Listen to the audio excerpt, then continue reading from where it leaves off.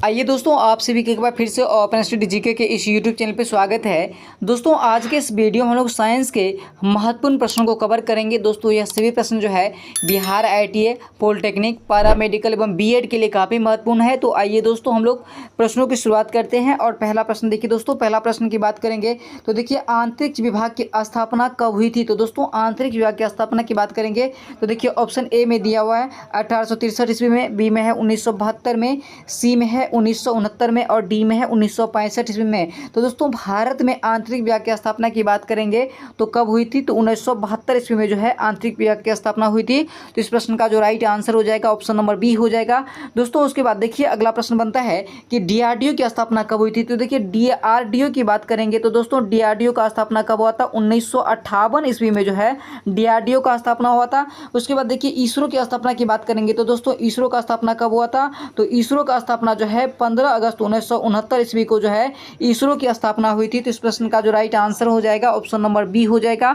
उसके बाद देखिए दोस्तों अगला प्रश्न है, देखिए अंतरिक्ष में जाने वाली प्रथम महिला है। तो दोस्तों अंतरिक्ष में जाने वाली प्रथम महिला की हम लोग बात करेंगे तो देखिए ऑप्शन ए में दिया हुआ है यूरी गागरिन है, संतोष यादव है और वेलेंटिना तेरेस्कोवा है और बेचेंद्री पाल है। तो दोस्तों अंतरिक्ष में जाने वाली प्रथम महिला की बात करेंगे तो यह जो है कौन सी महिला थी, तो दोस्तों वेलेंटिना तेरेस्कोवा की बात करेंगे तो यह जो है अंतरिक्ष में जाने वाली प्रथम महिला थी। तो इस प्रश्न का जो राइट आंसर हो जाएगा ऑप्शन नंबर सी हो जाएगा। उसके बाद देखिए दोस्तों अगला प्रश्न है सोडियम का प्रतीक क्या है। तो दोस्तों सोडियम की हम लोग बात करेंगे तो सोडियम का प्रतीक चिन्ह क्या हो जाएगा, तो सोडियम का प्रतीक चिन्ह की बात करेंगे तो Na जो है सोडियम का प्रतीक चिन्ह हो जाएगा। तो इस प्रश्न का जो राइट आंसर हो जाएगा ऑप्शन नंबर सी हो जाएगा। टीन की बात करेंगे तो दोस्तों टीन का प्रतीक चिन्ह क्या होता है, तो Sn जो है टीन का प्रतीक चिन्ह हो जाएगा। तो इस प्रश्न का जो राइट आंसर हो जाएगा ऑप्शन नंबर सी हो जाएगा। उसके बाद देखिए दोस्तों अगला प्रश्न है एयू जो है सोना को कहा जाता है। एजी की बात करेंगे तो एजी जो है चांदी को कहा जाता है। सीयू कॉपर हो गया।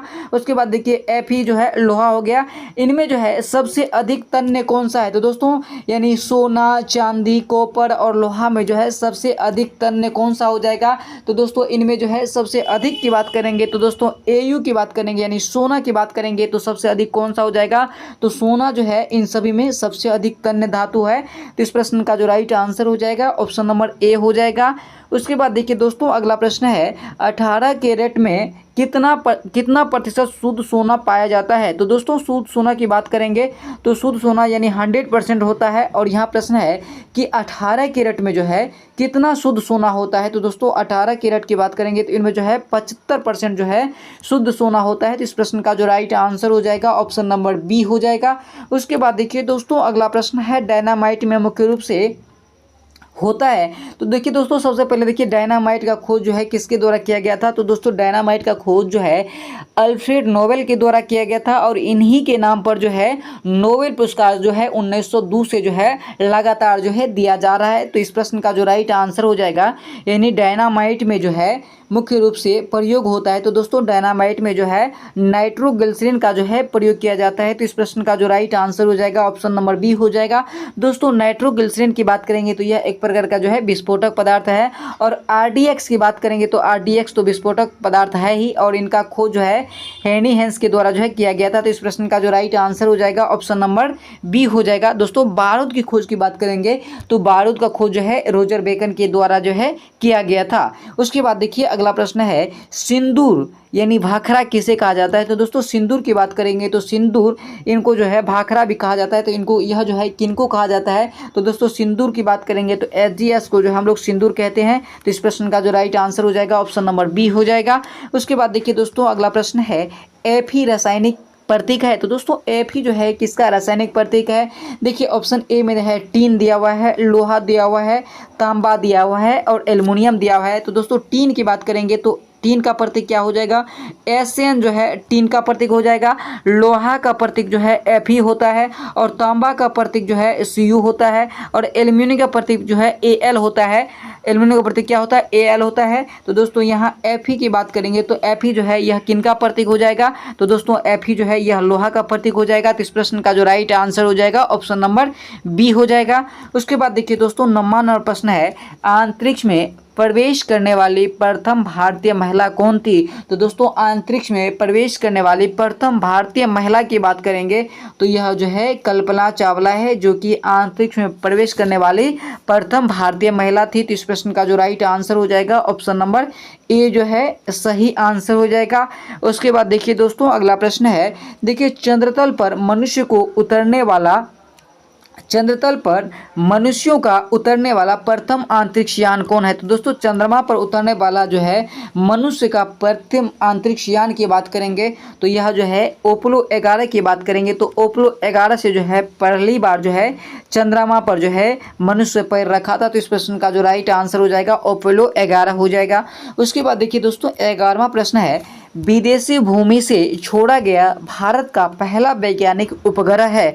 तो दोस्तों विदेशी भूमि से छोड़ा गया भारत का पहला वैज्ञानिक उपग्रह की बात करेंगे तो यह जो है कौन सा हो जाएगा? तो दोस्तों यह जो है आर्यभट्ट हो जाएगा, जो कि 19 अप्रैल 1975 ईस्वी में छोड़ा गया था। तो इस प्रश्न का जो राइट आंसर हो जाएगा, यानी विदेशी भूमि से छोड़ा गया भारत का पहला वैज्ञानिक उपग्रह कौन सा हो जाएगा? तो यह आपको जो है कौन सा हो जाएगा?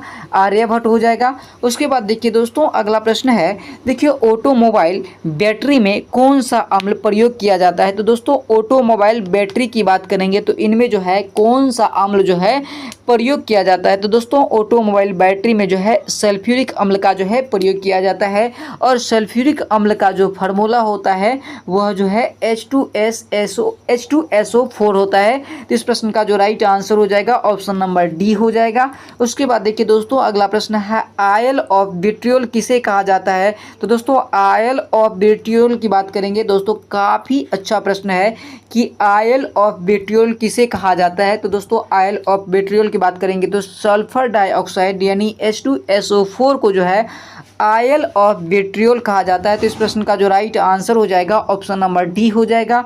उसके बाद देखिए दोस्तों चांदी का रासायनिक प्रतीक क्या होता है? तो दोस्तों चांदी का रासायनिक प्रतीक की बात करेंगे तो देखिए Ag जो है चांदी का रासायनिक प्रतीक होता है। और सोना की बात करेंगे तो दोस्तों सोना का जो रासायनिक प्रतीक होता है Au जो है किनका रासायनिक प्रतीक होता है? सोना का होता है। Fe की बात करेंगे तो Fe जो है लोहा का रासायनिक प्रतीक होता है। Sn की बात करेंगे तो दोस्तों Sn जो है टीन का होता है।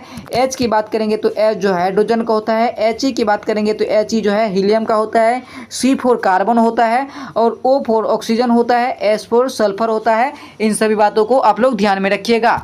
आइए दोस्तों अगला प्रश्न की तरफ चलेंगे हम लोग। अगला प्रश्न देखिए क्या है।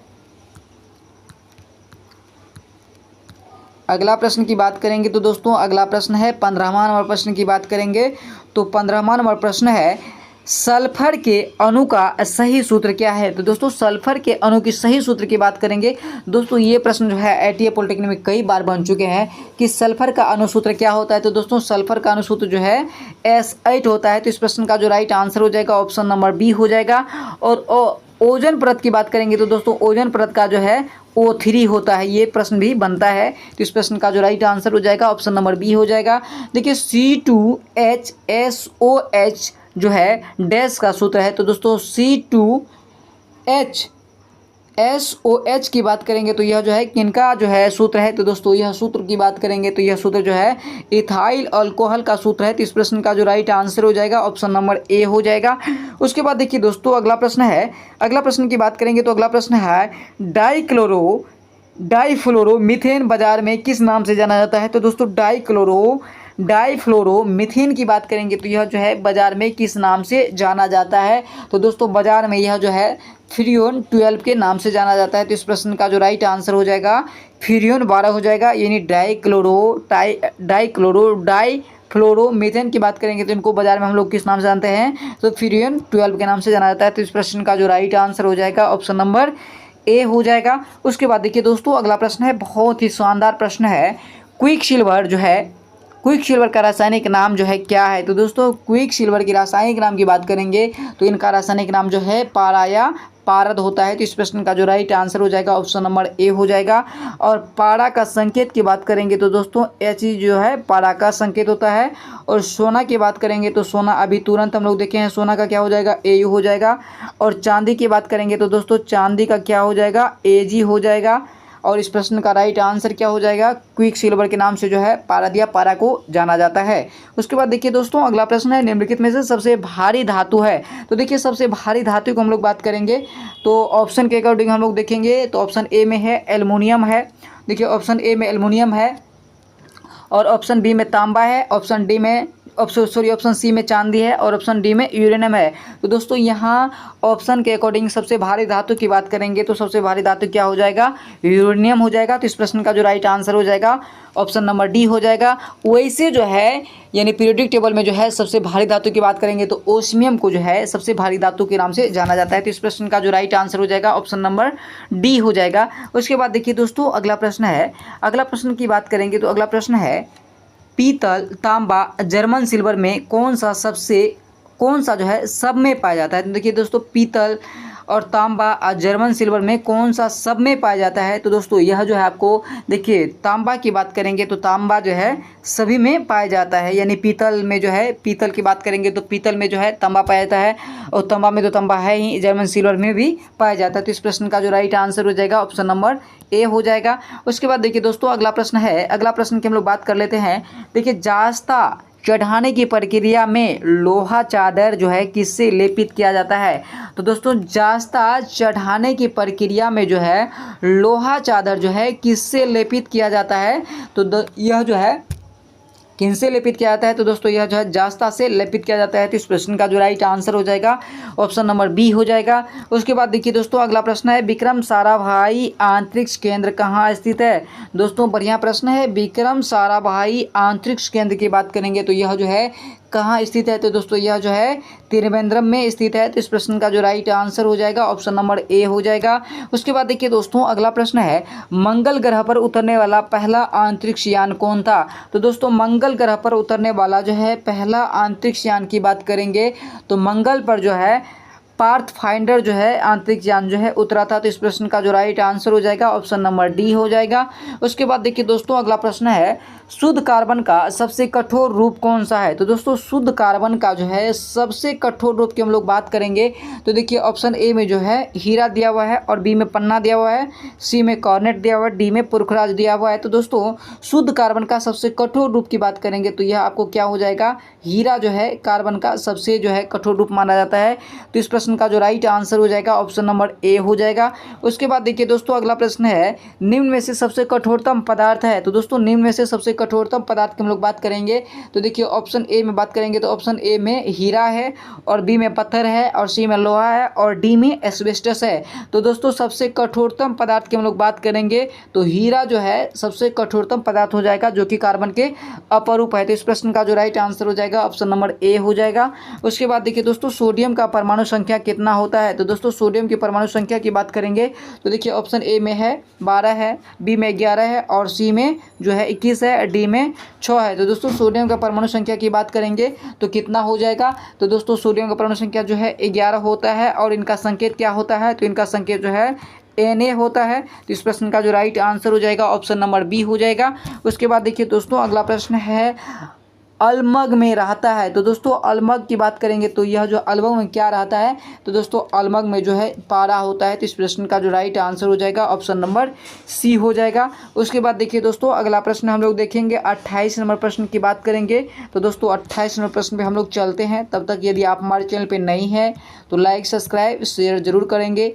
यदि आपको वीडियो पसंद आ रहा हो तो आइए दोस्तों अगला प्रश्न की बात करेंगे। तो अगला प्रश्न है 28वां नंबर प्रश्न है, अधिकतम तन्यता वाला धातु है। तो दोस्तों अधिकतम तन्यता वाला धातु की बात करेंगे तो कौन सा हो जाएगा। देखिए ऑप्शन ए की बात करेंगे तो ऑप्शन ए में दिया हुआ है एल्युमिनियम दिया हुआ है और बी में मृदु इस्पात दिया हुआ है और सी में जो है सोना दिया हुआ है और डी में जस्ता दिया हुआ है।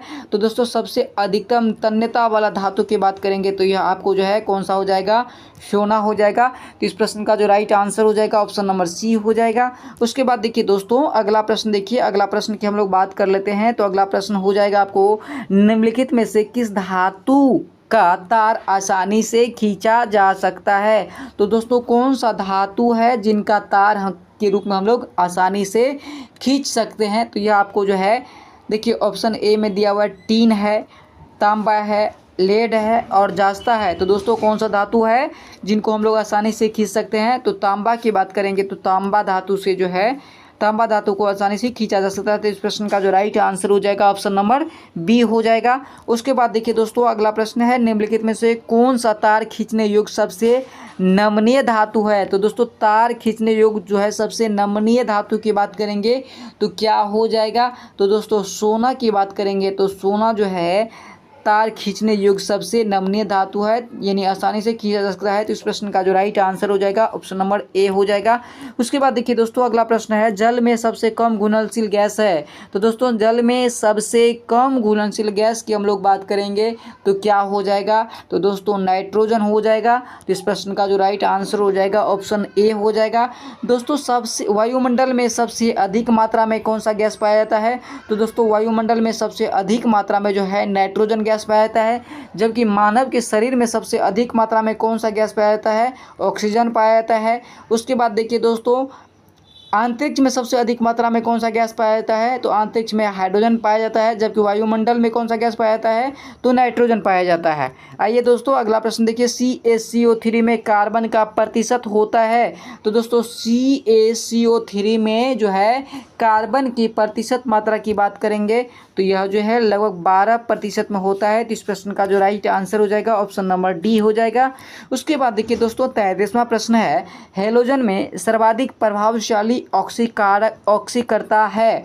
तो दोस्तों हेलोजन में जो है सबसे सर्वाधिक प्रभावशाली ऑक्सीकर्ता की बात करेंगे तो कौन सा हो जाएगा? तो दोस्तों यह आपको जो है फ्लोरीन की बात करेंगे तो यह जो है सबसे अधिक जो है प्रभावशाली ऑक्सीकर्ता हो जाएगा। तो इस प्रश्न का जो राइट आंसर हो जाएगा ऑप्शन नंबर सी हो जाएगा। उसके बाद देखिए दोस्तों अम्ल वर्षा मुख्यतः किस गैस के कारण होता है? तो दोस्तों अम्ल वर्षा की बात करेंगे तो यह जो है SO2 और SO2 के कारण जो है अम्ल वर्षा होता है, यानी मुख्यतः दिया हुआ है तो अम्ल वर्षा का जो मुख्यतः कारण होता है वह SO2 के कारण होता है।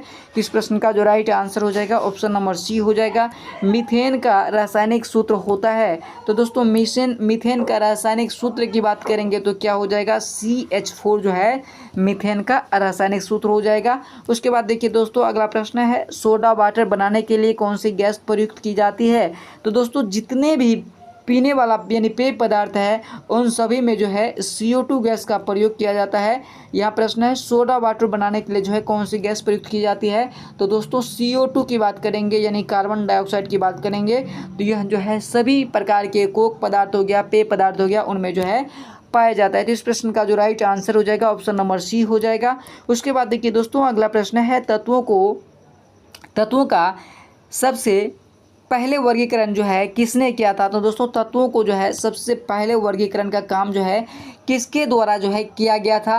तो देखिए ऑप्शन ए में दिया हुआ है मेंडलीव के द्वारा किया गया था, मेंडल के द्वारा किया गया था, न्यूलैंड्स के द्वारा किया गया था, डेबोराइनर के द्वारा किया गया था, डार्विन के द्वारा किया गया था। तो दोस्तों तत्वों को जो है सबसे पहले वर्गीकरण का काम जो है डेबोराइनर के द्वारा किया गया था और इन्होंने जो है ट्राइड्स लॉ दिया था और उन्हीं में जो है तत्वों का सबसे पहला जो है वर्गीकरण किया गया था। तो इस प्रश्न का जो राइट आंसर हो जाएगा क्या हो जाएगा? तो इस प्रश्न का जो राइट आंसर हो जाएगा डेबोराइनर जो है ट्राइड्स लॉ में दिया गया था। तो इस प्रश्न का जो राइट आंसर हो जाएगा ऑप्शन नंबर सी हो जाएगा। उसके बाद देखिए दोस्तों रासायनिक यौगिक का सबसे छोटा संभावी यूनिट है? तो दोस्तों रासायनिक यौगिक का जो है सबसे छोटा संभावी यूनिट के बारे में पूछ रहा है। तो दोस्तों यह अणु जो है रासायनिक यौगिक का जो है सबसे छोटा प्रभावी यूनिट हो जाएगा। तो इस प्रश्न का जो राइट आंसर हो जाएगा ऑप्शन नंबर बी हो जाएगा। उसके बाद देखिए दोस्तों एक परमाणु द्रव्यमान को व्यक्त किया जाता है? तो दोस्तों परमाणु द्रव्यमान को हम लोग जो है किस में व्यक्त करके जो है मापते हैं? तो दोस्तों इनको जो है AMU में जो है मापा जाता है, परमाणु द्रव्यमान को जो है AMU में मापा जाता है। तो इस प्रश्न का जो राइट आंसर हो जाएगा ऑप्शन नंबर सी हो जाएगा। उसके बाद देखिए दोस्तों अगला प्रश्न है, वह सबसे छोटा कण जिसमें उस तत्व के सभी गुण विद्यमान होता है कहलाता है?